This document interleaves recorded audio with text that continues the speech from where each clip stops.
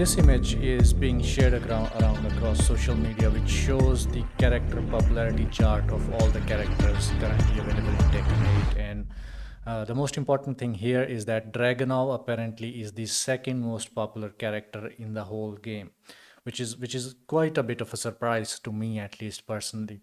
Reina being the top, this I think everyone could have easily guessed this. Reina is a really cool designed character. She is now going forward a mainstay of the Mishima saga.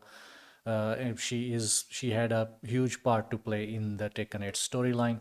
So her being the top 8 character, and not just that, she's a very well designed gameplay wise, very well designed character as well. She has a really unique, fun take on the Mishima archetype, and so her being the top one character does make sense.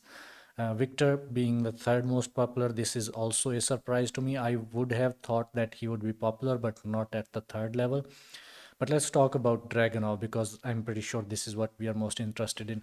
Dragunov, I would never have expected to be this high up the list because, especially coming from Tekken 7, where Dragunov, once he was nerfed into the ground, we barely saw him in high level play at all. Not just the tournament scene, but at high level, he was barely ever seen.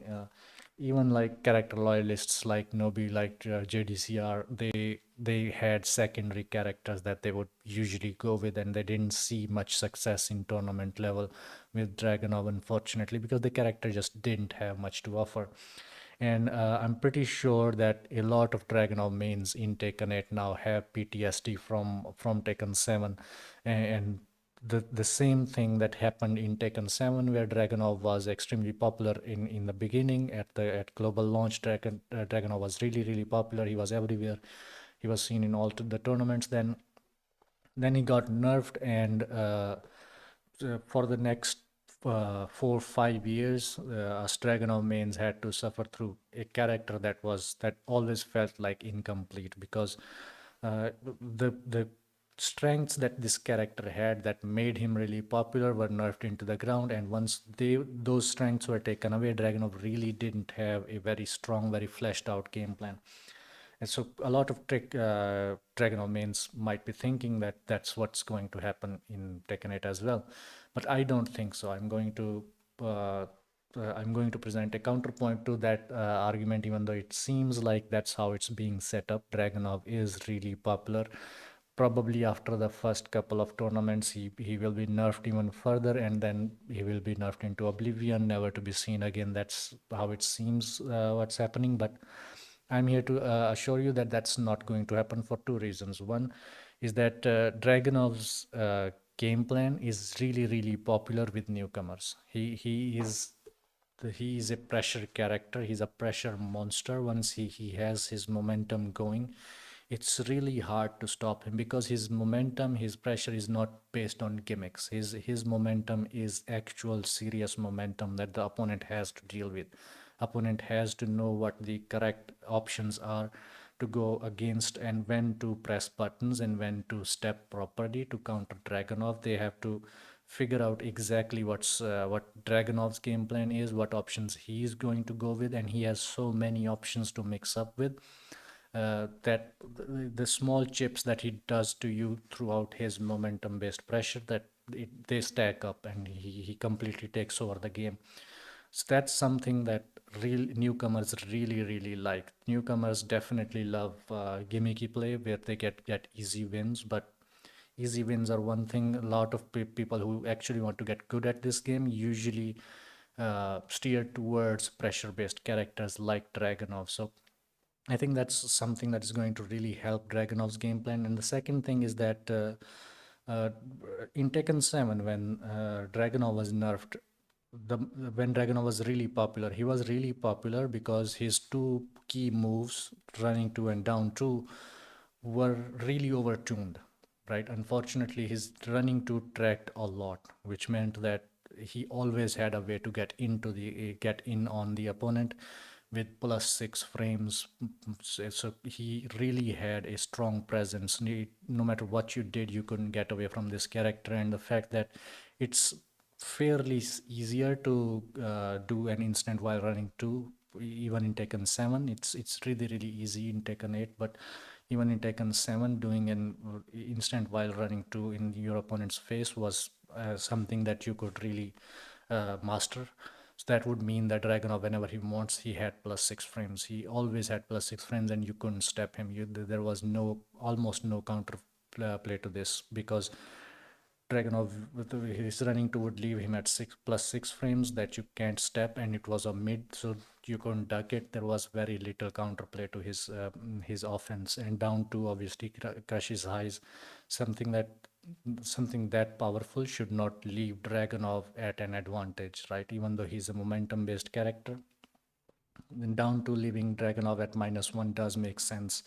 So once these two things were nerfed, once these two moves were nerfed, Dragonov really wasn't left with much outside of these two. Dragonov, what did Dragonov have? If you think about it, Dragonov has a lot of different tools, right?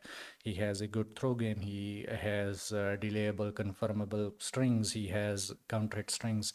He has he has pressure with his plus moves, back one plus two, his for three.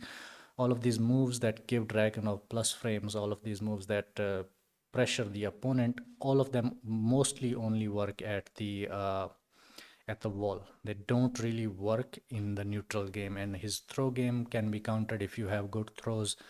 His strings, if you just lab him for like half an hour, you know exactly where the gaps in his strings are, or what his game plan is with those strings. So he had other things outside of running to and down to, but they weren't fleshed out. There wasn't a full game plan there. So once those two moves were nerfed, Dragonov really didn't have anything to do, and once he was nerfed, he felt like a really unfun character to play. It's not that he wasn't good, it's not just that he wasn't good, but he also wasn't that fun to play once all of these tools were nerfed out. But in Tekken 8, the new moves that Dragonov has received, the gaps that have been filled out in Dragonov's game plan, I think they are going to help Dragonov's popularity a lot, because of the fact that even if the Tekken team comes after his damage, if they feel like his damage is too much and they try to nerf that damage, I don't think he's going to lose as much popularity as he did in Tekken 7. I don't think he will completely disappear from the face of the earth, from the entire competitive play in Tekken 7, like he did in Tekken 7, simply because now he has a full fleshed out game plan. He is still going to be fun, even if he's not tournament viable. If he's nerfed into the ground and he's not tournament viable, you will still find fun playing this character, I'm pretty sure. And because he has a fleshed out gameplay, you will always be able to find wins with this character. You will always be able to keep your pressure going. And on top of that, one thing that a lot of people don't consider is that the Tekken 8's game plan, the underlying game plan that Tekken 8 has, is all the mechanics that this game has introduced in this new next iteration of the series. There's all of them complement Dragunov's game plan a lot more than they complement a lot of other characters. Like this whole aggressive motif that Tekken 8 has, it gels perfectly well with Dragonov's game plan. So I'm not sure how much more can you nerf Dragonov except for lowering his damage.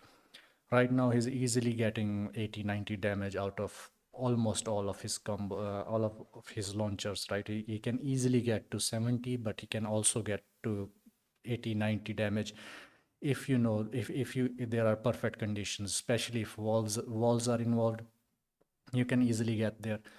How much are they going to nerf that damage, right? How much do they bring it down? Unless that this damage goes down to like 60s or low 70s, I don't think Dragonov is going to lose that much popularity. And damage is one thing. The way they nerfed his Quad Circuit for 4, the way they nerfed his Sneak 4 was not the best way to do it, even though I think they they took away too much from that move. But unless they do that to all the new moves that they've given him, like down back 3+4, like his wall combo, his wall grab, unless they completely destroy these new moves, I think Dragonov now has a really solid game plan, and he will remain at the higher tiers of popularity, at least, even if it doesn't remain at the higher tiers a higher tier of tier lists of character strength. He is still going to remain a very popular character, because also his redesign is, in my opinion, not even in my opinion, I think a lot of people agree that Dragonov he has had one of the best redesigns going from Tekken 7 to Tekken 8. His default costume is absolutely amazing. There's almost no need to even switch out to other costumes, and even if you do, there are really good options there as well. So a lot of people, a lot of casuals that really love to play a character based on their looks, based on their game plan, based on uh, if they have big buttons or not, all of them are going to flock to Dragonov, in my opinion. He's like one of the best options to have to main if you play this game casually, and if you want to play this game seriously as a competitor, if you want to play this game competitively.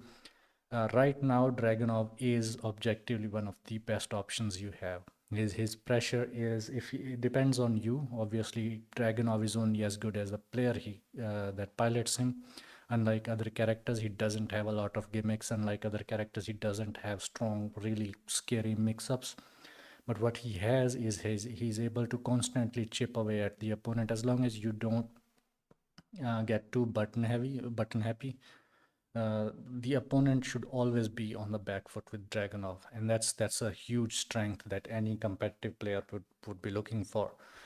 So this list makes me really hopeful for the future of Dragonov. If he's a really popular character, that team would think twice before nerfing him. And if at least his game plan isn't disrupted too much, if going forward damage is the only thing that's nerfed from him, which it seems like if anything will be nerfed going forward from Dragonov, it's going to be damage. I don't think they're going to go after his wall combo. I don't think they're going to go after his other moves that they've added him, or his sneak transitions. Those are the only things, or his heat grab cancels, his tackle cancels.